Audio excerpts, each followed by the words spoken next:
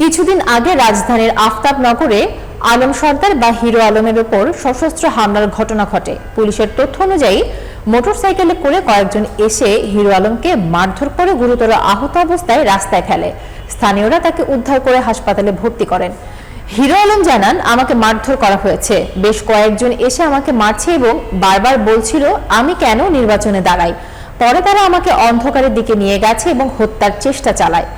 এই ঘটনায় hero Alam, max, অভি ও মিথিলা সহ 4 জনের বিরুদ্ধে মামলা করেছেন। হত্যা চেষ্টার অভিযোগে 5 অক্টোবর বাড্ডা থানায় মামলা দায়ের করা হয়। ইতোমধ্যে ম্যাক্স, অভিকে গ্রেফতার করা হয়েছে।